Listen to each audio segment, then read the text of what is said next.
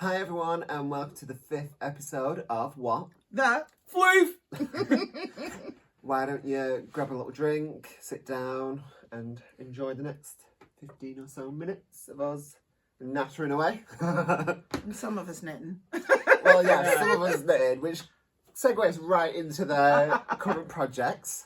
And I currently have nothing, and I'm actually okay with nothing. I finished my Stockholm Slipover before the last episode that we filmed, and I'm wearing it today. And then since then, I've not really had a project in mind, and actually I'm quite glad that I don't have that pressure of like, I have to finish this project. And I've still got my long-term blankets. I've been blocking the crocheted monstera leaves. I think I've got one leaf that's still half done with the hook just like hanging in. Like, I've not even put that lock-in clip on there. I just left it. Yeah, I'm actually enjoying not having something actively on the go and working towards finishing, and just the long-term. So is that like, just because I know in the last episode you were mentioning like some of the pressures you have with work, and you're doing studying as well and a whole bunch of stuff. So like... Not really. I think it's mostly, this was the last garment. Well, this is, yeah, since, let me get words out. I haven't knit a full garment for a while since before this. Okay. And it was mostly just smaller projects or bigger long-term projects that I've been working on. So it's like a case of, I don't really know what I want to do next. And I don't have that pressure of having to finish something. Yeah. And yeah, so I'm just kind of, I'm okay with it at the moment. Just because, like, we always, as knitters, everyone's like, oh, I have to knit all the things. As soon as the pattern's out, I really need to knit that. I actually don't want to knit anything at the moment. It's nice. It feels really liberating. Yeah, but I was like that after I'd finished my mosaic musings. I'd finished it, and I didn't want to knit anything for a few days. I just didn't. I was just like, I'm just going to mourn that it's done and off the needles and just enjoy the time where I can just literally zone out in front of the TV. Where I think I have the challenge, I think because I've got the yarn shop, there is like almost an expectation of churning out stuff, and sometimes I knit things that I don't particularly want to knit, but because I need to. Yeah. I'm getting much more swatch happy, actually, especially since we came back from Cologne and seeing all the wonderful swatches at Garn Store that Jamie has. I was kind of like, I need to just we have swatches for a lot of things, but they're not really prominently displayed. And so that's been my sort of, I guess, my long-term projects, a little bit like your stuff, in that there's not a lot of pressure on me for those, but there's something I kind of need to do. But it's a weird one. Yeah. Like, don't get me wrong, I still feel like I need to be having something on the go, especially for that, like, social media sort of pressure of, oh, everything has to be Instagram ready and you have to have decent pictures of it and things like that. And it's like, actually, I don't want to feel that pressure at the moment. But your job is quite high pressured anyway, working in health and safety. So Yeah. But it's not just that, it's just the... I'm having I've not lost my mojo. I'm having a... You're having a moment. I'm having a... holiday. Yeah. Having a A little little holiday. hiatus from... Suppose I'm more wanting to be at the dye pans at the moment than knit. That's where my head is. I'd rather just be coming up with new colourways than sat knitting. But that's been really exciting because you've had this real moment of hyper productivity, and I think it was because of the Elverston show you did a couple of weeks ago. Yeah. But that is, I mean, some of the colours that you guys have presented to me so far have been sort of wow, really exciting, and I think that's what you're allowing yourself to do, is take the time to be creative. And it's, although I'm planning them, I'm getting chance to be more free. Like I have my recipes, but I kind of just, as long as I can recreate it, it's there. Yeah. But yeah, I'm getting more chance to just experiment and be free, which is nice. Yeah. And we always end up with like little happy accidents, like Mel has one here, which is a little happy accident that Ben did recently. I'm scared because I'm not going to buy them all. I'm not going to buy any of them. Somebody come and rescue these yarn eggs from my shop, please. Please. But yeah, it's just nice to have that freedom, I think, where you just go to the dye pans and just forget about everything else and just But you are actually working on a project. But yeah, I am. I'm working on my sort of Stockholm Slipover, which is blue and black, which makes a really nice sort of mall effect. No fluff though. But yeah. I think no, just show the actual ball of the blue. Because with mine, obviously, we showed that the ball was yellow and grey, and how it turned. So like a sort of... Yeah, so it's that how it's changed the colour, which is the effect that I actually really enjoyed with knitting my Stockholm sweater, is that it changed it. It wasn't what it was when it, like... Yeah. What is it? Like, it's some of its parts. I said to Scott the other night, I was like, just knitting, I was like, how have I never knit with two yarns together? I think this is now my new favourite thing. I was like, I'm going to do a hat in 2 yarns. I'm going to do yeah. Well, welcome to the club, because I mean, I think that's one thing. Since I've opened the blooming shop, I was much more of a crocheter when I opened the shop, and then due to an elbow injury, whenever I started knitting a heck of a lot more. And I discovered my first project, my first garment for myself was actually a love note during lockdown, and we did it as make along, and so that was obviously holding two strands together. And oh my days, I've been hooked ever since. Yeah. And it's funny because my actual current WIP is the Felix sweater to go with my Felix cardigan that I shared with you guys last time. It's also green. It is not just green. It's got those lovely rust tones. It's got lovely flecks because I used some fluff that was multicolored. So in fact, I have it right here. So it's a Manos Cabrito, and I'm not going to try to pronounce the color because I'm getting it wrong. Along with some old crystal yarn. So this is pre-take 2, and it's a blue face Leicester, and it's not a superwash. It is in this bag, I think. Oh no, it is here. It is here. Look! So this is like this really luminous green, and then I've got this wonderful fluff, and I don't think that when you look at them together you think they would work. Yeah. But I think I've got proof here that they absolutely do. Yeah. And it's just softened the green just a smidge, and you've got these rust undertones, and then because, like I said before, I have a problem where I can't do a non-contrast project even when it's as luminous as this, and I totally had enough yarn. Because I only had 300 grams, so this is what I'm saying. This Felix cardigan is a beauty if you are looking to save some money on your knits, get some garments out. So even though you're holding the yarn double or whatever, it's still, it was 3 skeins of double knit, and I had leftovers, so I could have done the whole sweater with just the 3 skeins and not putting the accents in it. And then what I did was I decided I had some Coop Knits Soxia DK in the shop, and I put that with some yellow floof for my contrast bands here. And then when we get to my sleeves, which actually, look, Melanie's knit sleeves, she just needs to put cuffs on them. This is also a highlight because I'm the sleeve island queen. And I do a lot of short sleeve sweaters because I just can't be asked. But this is going to be some more Coop Knits in this awesome hot pink, along with some orange kid silk. So, which just tones down the pink, because the pink almost looks like it will be too harsh. I've already knit this and pulled it back, so I know it works. Yeah. Our little loose. I've had to go. I'm such a weird knitter though, because I've knit this on 7 mils and it's meant to be 6 mils, and it looks tight. Yeah. And then when I knit the ribbing, I did it with a 6 mil on the neckline and the waist. I can speak. The bottom bit. It has a name, but I can't think. I can't think. The rib. The rib on the bottom. And then when I tried to do it on the sleeves with the 6 mils, it was just gappy and gapey, and I did not like it. So I'm just watching it now on a 5 and a 5.5 to make sure which is going to be the best fit.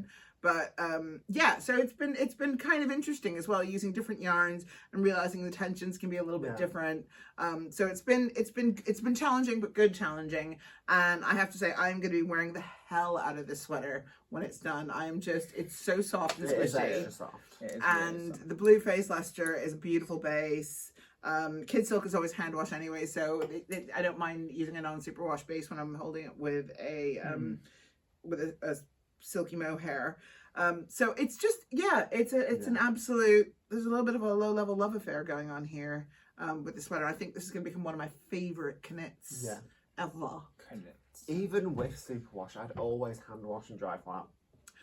I am that person that even if it's supposed to go in the washing machine, it will come out wrong size, shrunk, felted. I know it will. Well, this is why you should wash your swatches. If you swatch.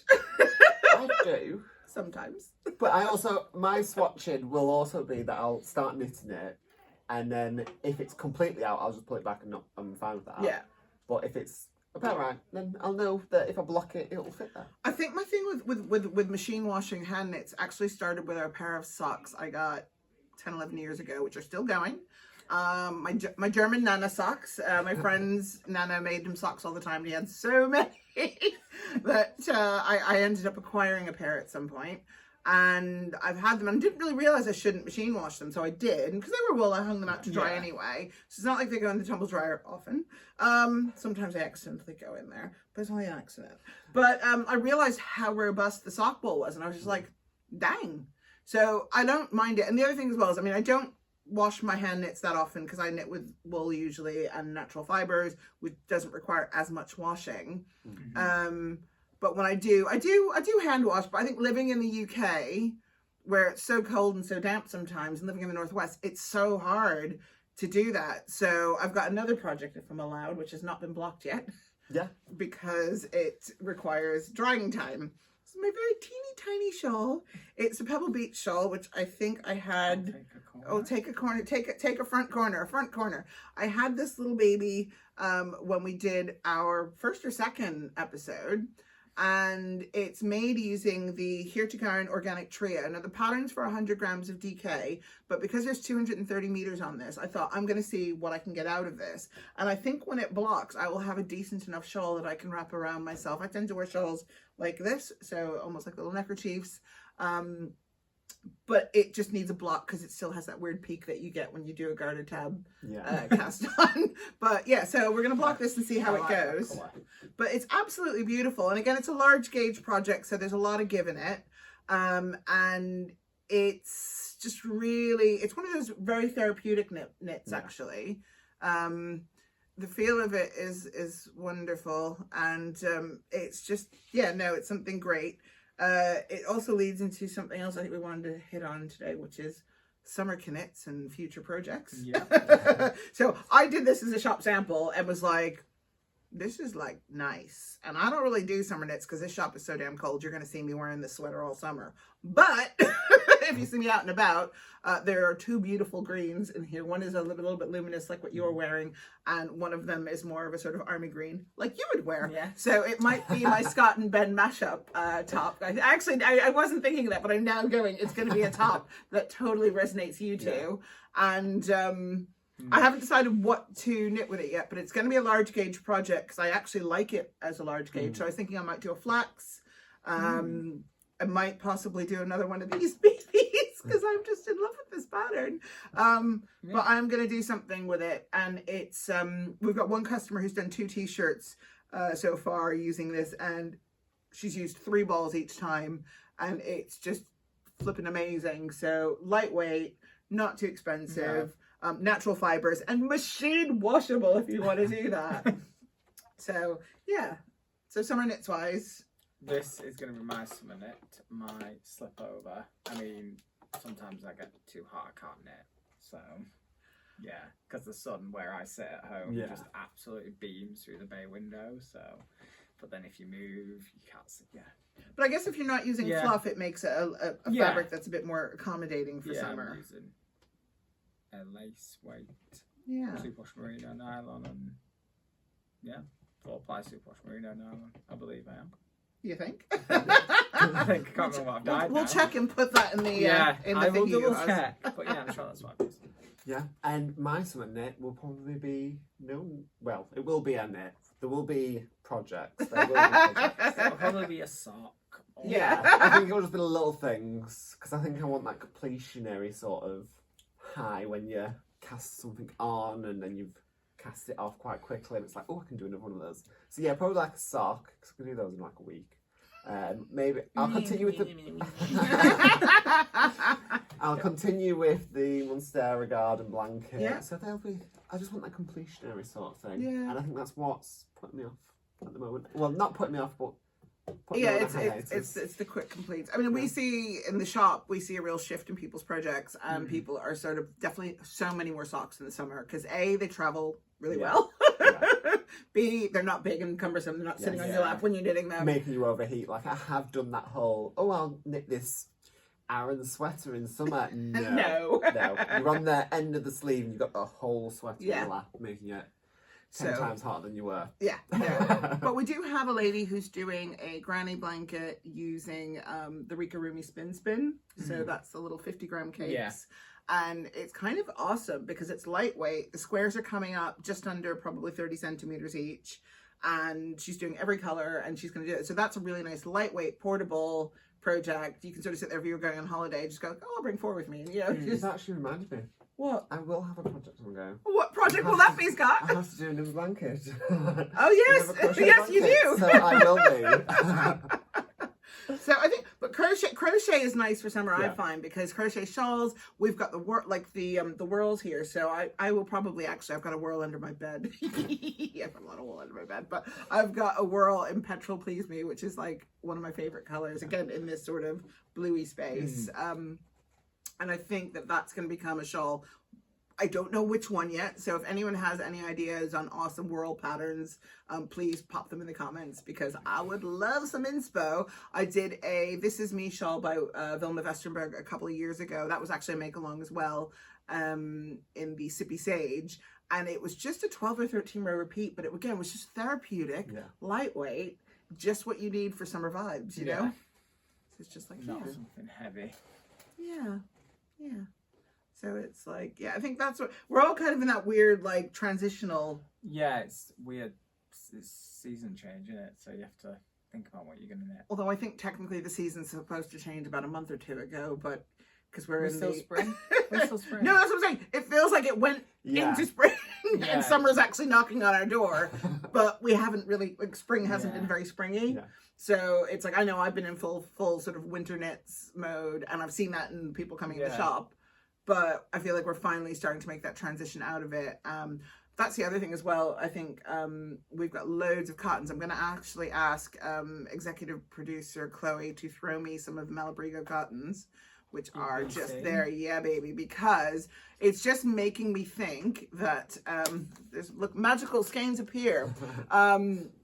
But it's Scheme Scheme Fairy. So this is Verano, which is... This is me. I like this. It's a special, because we said Ben has a mission to find the perfect pink. Yes. These were something we saw actually in Cologne. Oh, I've still not found that pink hat. I don't know what it's got. Missing Knits, which actually Catherine talked about in her miscellany newsletter. She had a lost property version, and it was great because it was like all the things that you knit that you've lost. Whoopsie. Yeah. Hopefully you've lost them in your house and not sure they are out. But yeah, so it's I think I've got a project on the go in this. I say I have a project on the go. I've not actually cast it on, but I've printed the pattern. I've wound the wool. When I say I've wound the wool, I mean Chloe's wound the wool.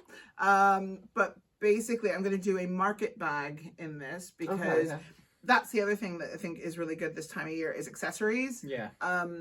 So, executive producer Chloe's going to throw this bag at me. Yeah, there we go. So this is actually an Earth Yarns pattern. It's called the Pazar Market Bag. It's absolutely ace. I think I'm going to make mine a little bit shorter and my handle a little bit longer, which again is the great thing about hand knitting is you can just customize it. Yeah.